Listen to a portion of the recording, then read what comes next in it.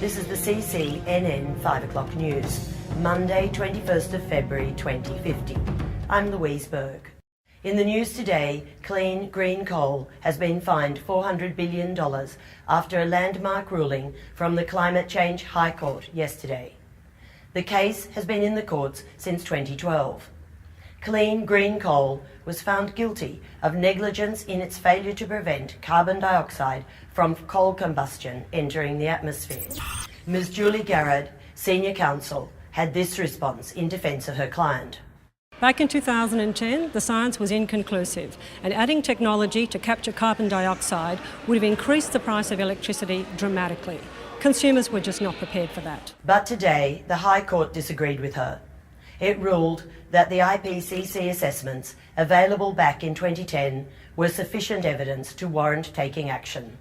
The families of the original litigants, mostly horse breeders, dairy farmers and wine growers, will use the windfall to compensate for loss of earnings over the last 3 decades.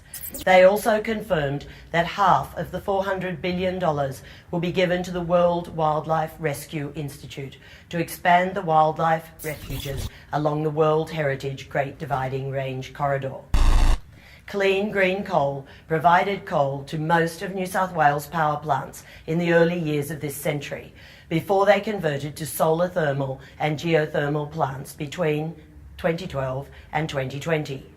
Biofuel manufacturers have finally struck green gold. Figures released yesterday indicate that for the first time, biofuels have taken over the main share of the oil market from fossil fuels. The success is the result of intensive research and development by private companies worldwide, often backed by substantial government funding in the 2010s and 2020s. A range of second-generation biofuel products was produced from a variety of waste materials and algae. With mass production starting only a decade ago, second-generation biofuels have proved a runaway success. Their carbon emissions are minimal, and they've provided a breakthrough in the food versus fuel debate that surrounded bioethanols and other first-generation biofuels common earlier this century. These old-style fuels were mostly made from crops such as sugarcane and corn, which led to competing demands between food and biofuel sources and resulted in soaring food prices. Although there are numerous products in the biofuel range, the leading products of the new generation of fuels are those made from algae.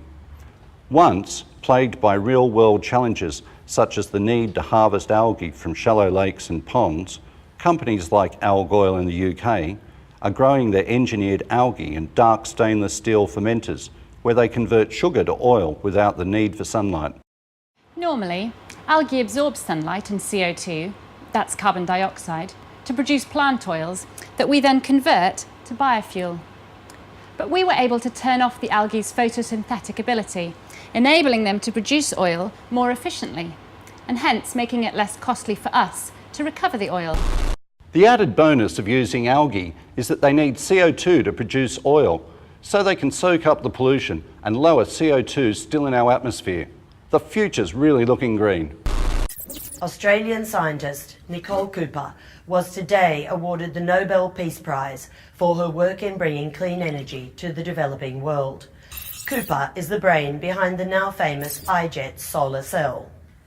Since 2010, the iJet solar cell has provided clean, reliable energy to 2 billion people around the world, dramatically reducing reliance on the burning of fossil fuels and providing the benefits of electricity to some of the world's poorest communities. By providing clean electricity to these communities, Cooper's research prevented the burning of fossil fuels from contributing to climate change. Her invention meant that the developing world had reliable electricity to cook food and light houses. This clean electricity helped store vaccines for malaria and powered water purifiers. Her work has prevented major environmental, health, and political catastrophes, and ultimately prevented wars. I'm very humbled and thrilled to have been awarded this prize, and I hope it inspires many more young Australians to explore how simple science can solve the problems that they see in their world. A simple idea, some passion, and a lot of hard work really can make a difference.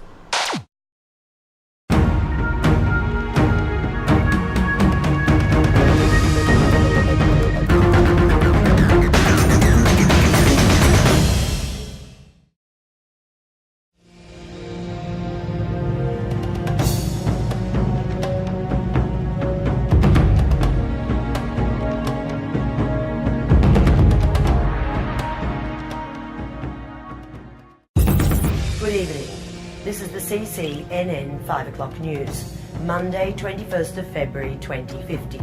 I'm Louise Berg.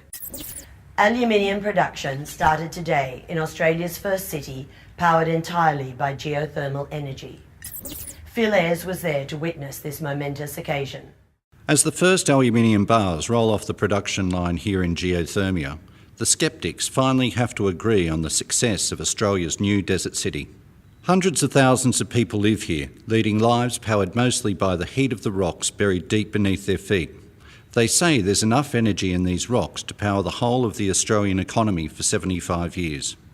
When the idea was first proposed back in 2010, drilling 4 kilometres into the earth was considered an engineering achievement. Now, that heat not only powers all the energy needs of the city, but also a new aluminium smelting plant. A vast railway line is open to transport the aluminium to Darwin to be shipped around the world. Aluminium, banned in 2030 due to its huge energy cost, will once again be available for general use.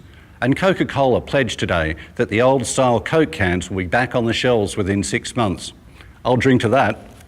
Scientists from the World Meteorology Bureau confirmed today what has long been suspected, that the spraying of sulphur into the air back in the 2040s was the main cause of the decade-long drought we've seen in Asia. The decision to spray 1 million tonnes of sulphur into the atmosphere was taken by the UN when it became clear that it was the only way to protect very sensitive places such as Australia's coral reefs and the Arctic tundra regions. Many scientists back then warned it would only be a temporary fix. One of them was eminent biologist Buzz Wilson. In 2040, Buzz was a member of the lobby group Scientists Against Sulphur. They campaigned against the spraying, claiming that plants would suffer, rainfall could be affected, and we would end up with lots of acid rain. Not to mention the purple sky, of course. We tracked down Buzz at his Sydney lab today to ask him what he thought of today's announcement. Although my prediction was accurate, I wish it wasn't. Billions of people in Asia have suffered food shortages because the monsoon failed to develop for so many years. We needed to save the reefs, but alternatives were possible. We could have used mirrors in space instead. I'm glad this dreadful practice of spraying sulfur into the air has stopped now, even though, unfortunately, it means the temperatures have gone up again. So there you have it, a scientist wishing he'd been wrong. You saw it first here on CCNN.